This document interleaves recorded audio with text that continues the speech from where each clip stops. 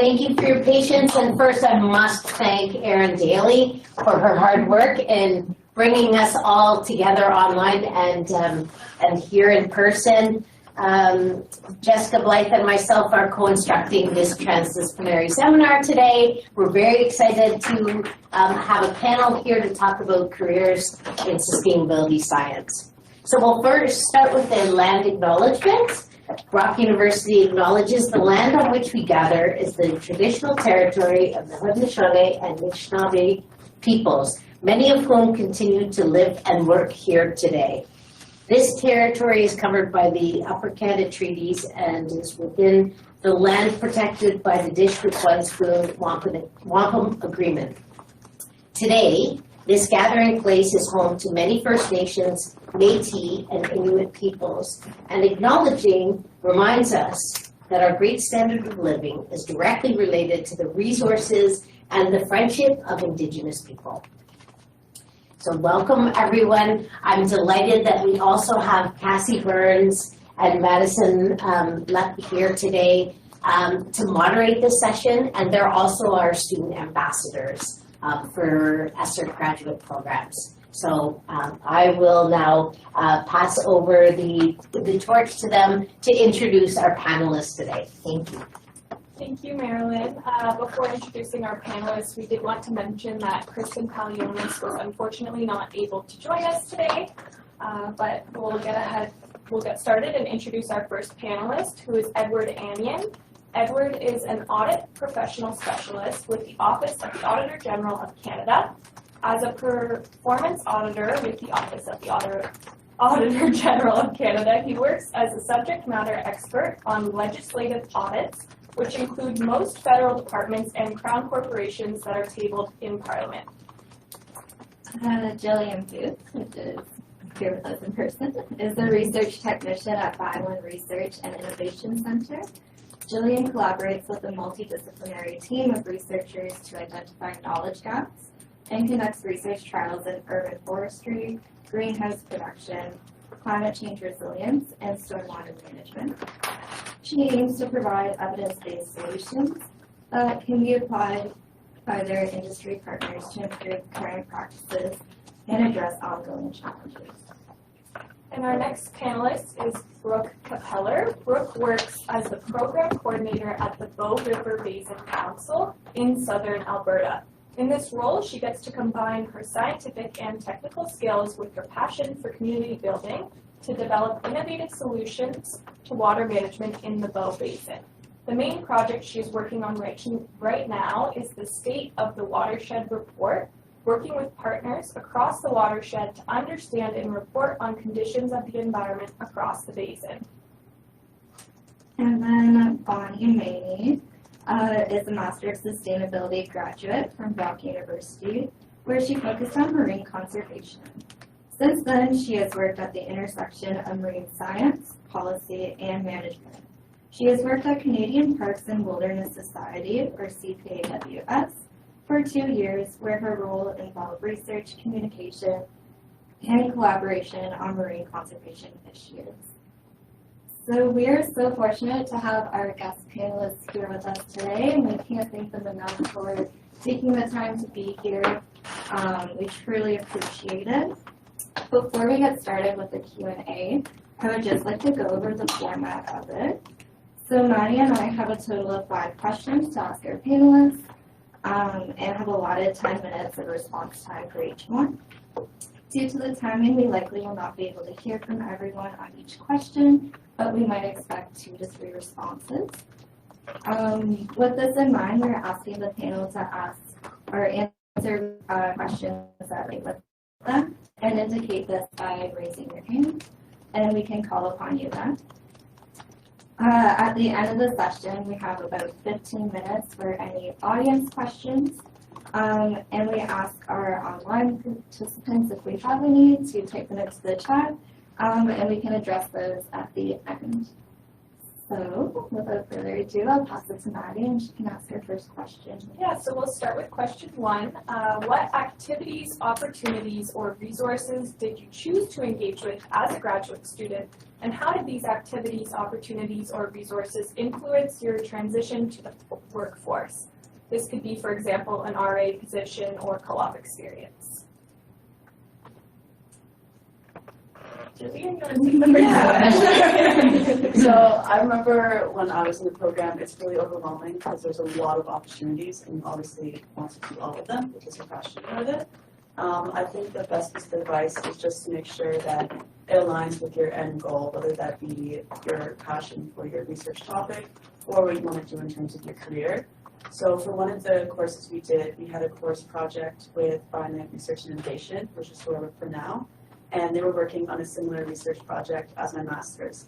So in order to get like a good relationship with them, I took on the lead of project lead, so I could be point of contact and start to build my relationship.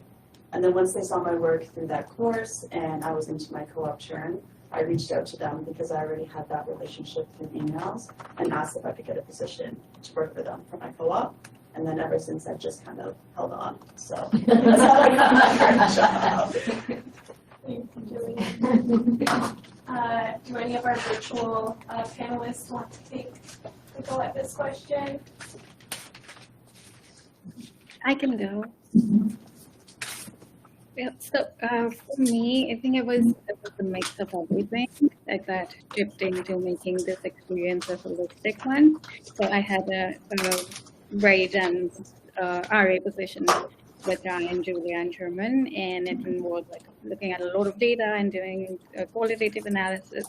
And then that sort of helped me doing my MRP, which was towards the end, and understanding how do we code data, because I had already done something like that. I worked with Jessica on that. And then talking about Jessica, there was a directed study that I did for my elective. The other options that were being offered at the time were seemed like it isn't gonna be the greatest fit for me. So I sort of like I was after Jessica's life. I think, can you please help me do a directed study? And we were able to do one, which was very interesting and sort of fit in very well with the MRP that I was writing. So I think, and then my co-op was as a climate change coordinator. So I think all of these experiences sort of like helped me transition from a role which was focused at the university into workforce, because my position at Canadian Parks and Wilderness Society was also involving a lot of research and analysis and obviously coordination, which I learned from my co-op position. So I think my experience was very holistic at Brock, and I have all the instructors to thank for that. Thank you, Bani. Did we want to move on? Oh, Brooke, did you want to take this one as well? Sure, yeah. Can you guys hear me okay? Yep. Okay. Yeah, so I did the thesis stream when I was in the program, and I focused my research on stewardship initiatives in Niagara. And so through that, I was working with like 18 different stewardship organizations, and it allowed me to kind of learn a lot more about the nonprofit sector, and meet and network with a lot of people working in the sector in Ontario, and kind of exposed me to what I wanted to focus my career on. So then that was kind of what inspired me to move back to Alberta in 2019. I started working here. I worked for CPAWS for a couple of years as well, and then moved to this organization I'm with now. So I think that the thesis stream was really great because I could kind of target my research where I was interested in, and I could still make those kinds of connections with different organizations in the area as well. Thank you, Brooke. I think we'll move on to the second question now. So what professional and/or technical skills have been most helpful to you in your current position?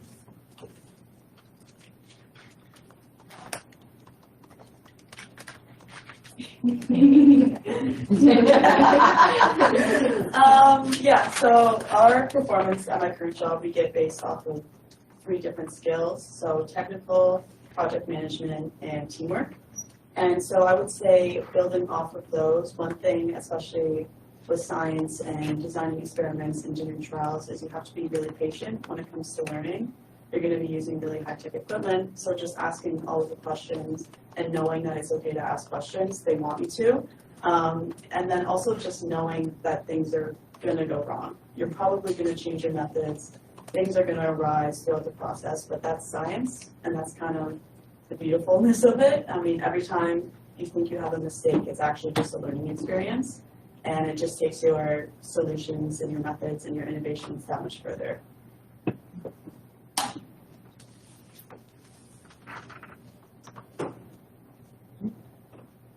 I can go next. Yeah, so I would say that the skill that has really kind of taken me where I am now, it's more of a data analysis. I have a background in GIS, and which was an aspect that I kind of honed on, or my strength in terms of when it comes to data, but it was much more of a transferable skill, trying to analyze any type of data. And so that is really what really got me to where I am at this point. So I would say data analysis is one of the skills, and I would encourage everyone, at least if for nothing, you have a basis of being able to use Excel to understand patterns in data. Yeah, that's what I can say. Thanks, Edward. Bani or Brooke, if you want to put your hand up if you have something for this, otherwise we can move to the next question. Yeah, I would just echo what Edward said on the GIS skills. Every time I meet with students, that's what I tell them. Like, you don't have to be an expert in using GIS, but at least if you know how to use it and you're not afraid of using the software, I think it'll get you quite far in your career. I think I'll just add networking to that. So I think that was one of the things that was underutilized for me personally. I never understood the importance of networking. So it was like I started thinking about it, learning more about it when I was at Brock, and having like professors and instructors and classmates, and slowly like trying to integrate myself into this conservation space. And then slowly I started building networks and talking to people, and then I got my current job, and then the network expanded. So I think, so my current job is ended, and I'm moving on to working for Oregon State University now. So I'll be working with them on a contract for marine OECMs. So it's like, I think the major skill that I acquired was networking, which has sort of like expedited the growth that I was going to experience in my career. So it's been very quick because of that. And I think it all started at Brock, because before that it felt like it wasn't as important, but it is absolutely essential and like keeping the momentum, I think. Yeah. Thank you, Ronnie and Brooke. So we'll move on to our third question, which is, what were some of the challenges you encountered along your journey from being a graduate student to where you are now? How did you approach it and or overcome these challenges?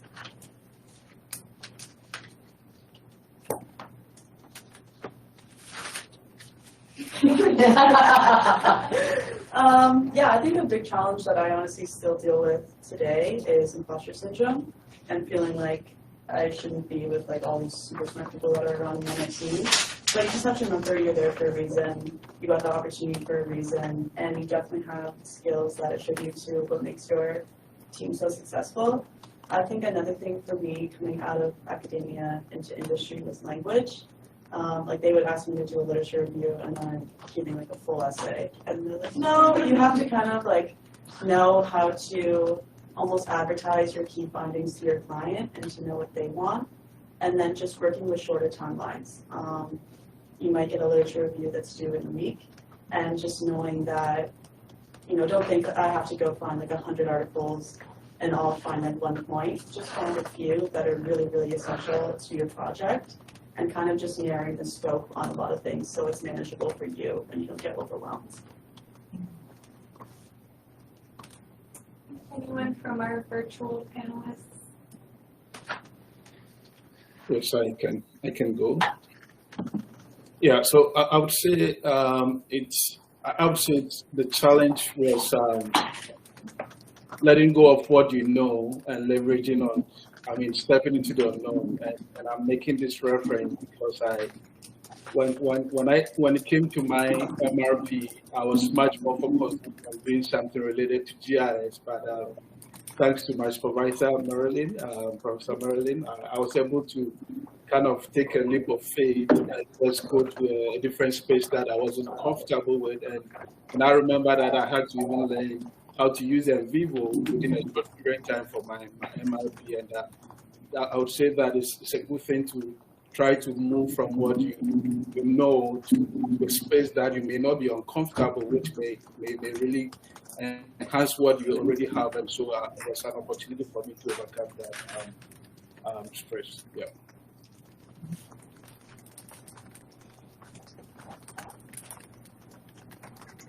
I can go.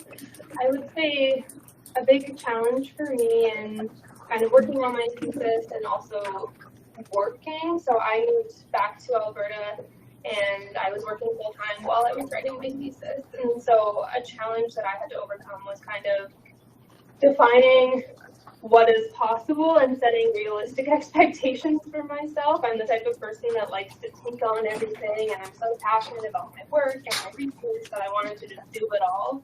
So kind of like setting those realistic expectations and like being patient with myself when I wasn't meeting deadlines that I thought I was going to meet, and kind of learning those like time management and expectation skills. It's a bit of a challenge to navigate while doing all of it at once. I don't recommend it. Working full time and doing a thesis.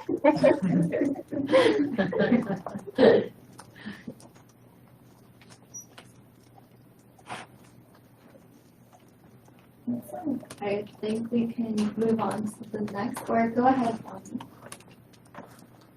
Sorry. Are you waiting for me? Sorry, Bonnie, if you have something to say, No. you can, or we can move on to the fourth question.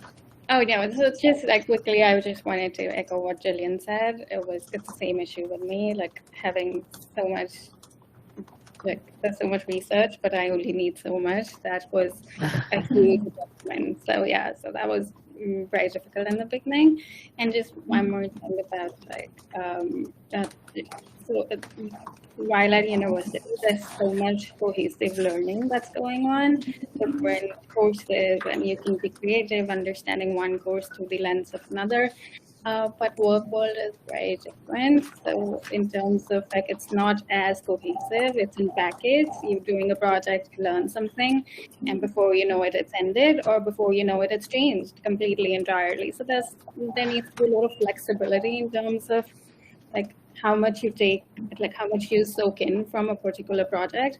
And yes, it's kind of challenging to keep the momentum of learning in terms of intellectual learning. So yeah, I think that was one of the ones. But the way looking at it was it's like, yeah, having my own quiet downtime where I try to understand like this is the process that I need to follow, and this is the most I can take out of it and make peace with it, I think. Yeah, sorry. Thank you. So here's kind of a big one for you guys. How do you incorporate change making in terms of sustainability and the environment in your position, given the current crises we're facing?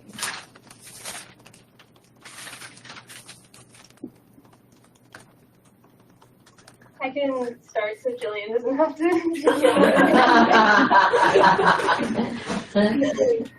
Joys of hybrid meeting. So for me, the organization I work for is highly collaborative. That's part of our mandate, is to kind of bring various stakeholders and community members together to solve water management problems. So for us, it's to be collaborative, you have to be very open and understanding, and you have to really see the other person's side and focus on like what your common goals are. So those are kind of like, I guess, tools that we implement in our work. So in our meetings, we implement Chatham House rules, which is anything that is said in the meeting is not repeated elsewhere, and especially like said that. So that helps make sure that everyone feels safe and comfortable to have those kinds of conversations that can be complicated. And yeah, just, I guess, trying to be patient with other people and kind, and at the end of the day, you're all working towards similar goals, whether you agree with the other person's side or not. So, yeah.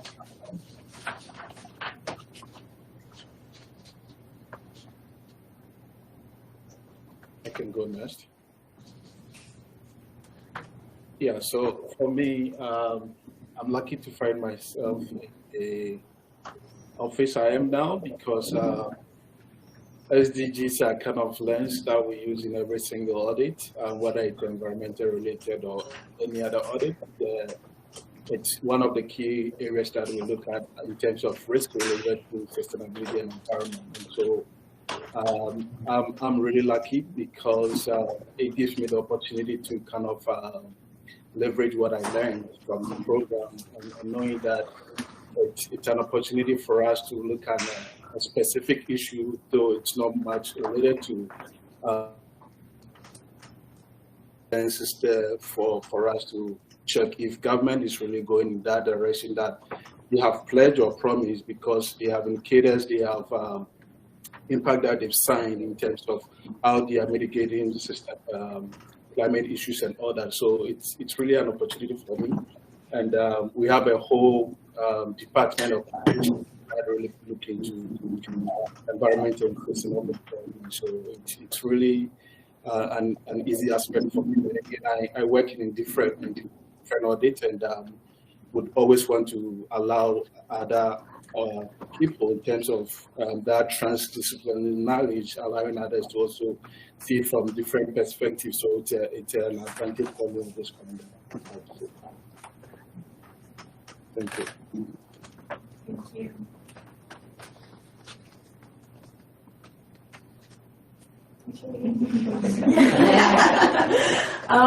Yeah, so I think a huge thing is to sometimes recognize who isn't at the table that should be, whether that be just expanding your reach in terms of knowledge mobilization. So recently we've been trying to make our workshops more accessible, and we had one that had 700 attendees, which was pretty cool. People from Singapore, just because we made it online, it's way easier. And then just taking it kind of on yourself to identify areas that you would like to see represented. So recently, last week, I went to a workshop where I was trained to integrate more traditional ecological knowledge into the way that my organization currently does our science and innovation. And so I'll bring back that to the organization and present it to everyone. So I think it's just expanding your outreach in terms of your findings, and then just also recognizing who isn't able to sit at the table during these meetings and how can we bring them in.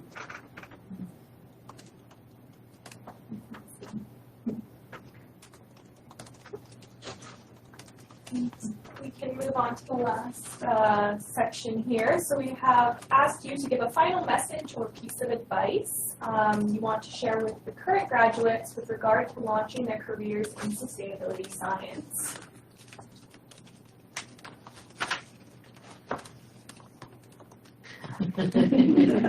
Yeah, I can go. Yeah, so I would say the biggest thing is that with sustainability, it's always ever changing. You're always going to be learning. So just looking for those opportunities, whether it's a workshop or a webinar, or even just like a one-on-one coffee with someone. I find most of the time, like I still cold email, I still reach out to people randomly on LinkedIn, and most of the time they're willing to teach you because we're the next generation. And then I also take it onto myself to help the generation that's coming after me. So I was a judge at the science fair here. If someone reaches out to me on LinkedIn for a high school project, I'll help them out. I think it's just kind of building a community where we have these network connections where we can learn from each other.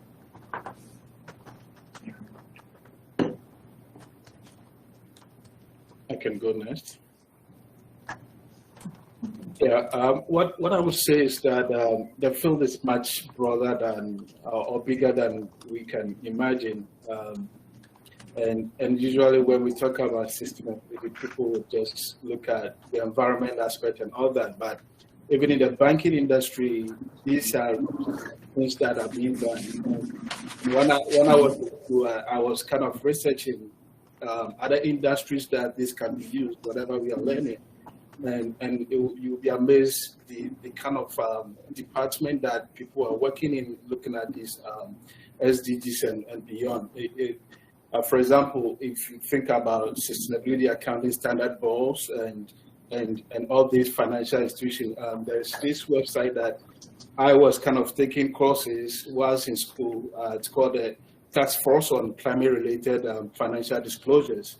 They have wealth of information there for you that you can even just do a bit of courses on there, which some are mostly free and all that. So there are a lot of resources and if you think about every organization would somehow have a bit of some sustainability related things that need to be done. So don't just look at what is out there, look beyond that, and then you will definitely find something to do after your program.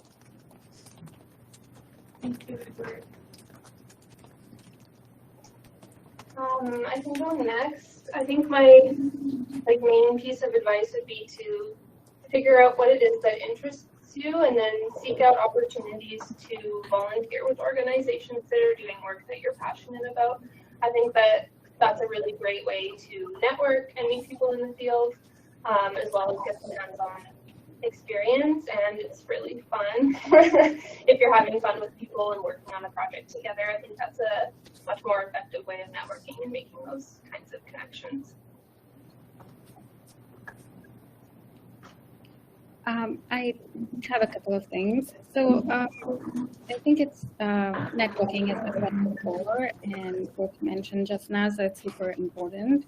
And then I think there's also this sort of ability to navigate change in terms of like careers, in terms of so I used to work in education before, and then I moved to sustainability. So there's been a huge leap. But even if the leap is not that huge, I think it's also like if I'm working in marine conservation, maybe I can do terrestrial stuff as well. So there's going to be a bit of like hits and misses in the beginning, but you know there's always that underlying feeling that it will fall in place organically, like after a while. It might take a couple of years. Sustainability is so huge. You always feel like maybe your skills are better suited to some other branch of sustainability, which might be true. So yeah, so there's like this ability to experiment a little bit and not hesitating experimenting. And I think, and in the end, we all end up finding where we want to go. And also, while being a graduate student, I would say you don't. I think you would have been told this by everybody, all the instructors, but you don't. That is true. You don't need to know everything in the beginning, or even in the middle, or towards the end. It's fine. I used to be very anxious while I was there. That am I doing the right thing? Is it going to lead me to where I want to go? But sometimes where I want to go also changes, right? So yeah, so no anxiety, just do what you're doing. It's a great program, and yeah, I think it's nice to add all of you to the network, which is growing. Thanks. Thank you, Bani. Is there any piece of advice you want to give, Maddie? You can open that too. Sure. I'd say just getting involved with as much as you can. You know, I'm starting to apply for jobs now, and a lot of what I'm highlighting is actually extracurricular. You know, starting the Seed Library, I got to do that through this program, and it's a big thing when you're being asked questions for applications. You know, how did you get involved in extracurriculars? And it just opens up to so much possibility to write about those different experiences. Yeah, and I think everyone sort of touched on this too, but I know you guys are busy right now with coursework and assignments and all of that, but just trying to keep in mind other things that are going on in the background, for workshops, resources, the software you have access to, volunteer opportunities, all of it, because you're going to blink and wake up and you won't be a graduate student anymore. It goes by so fast. So I guess that would be final piece of advice. It goes by so fast. Being aware of what resources you have right now. But yes, that kind of concludes the questions that Maddie and I have for the panelists.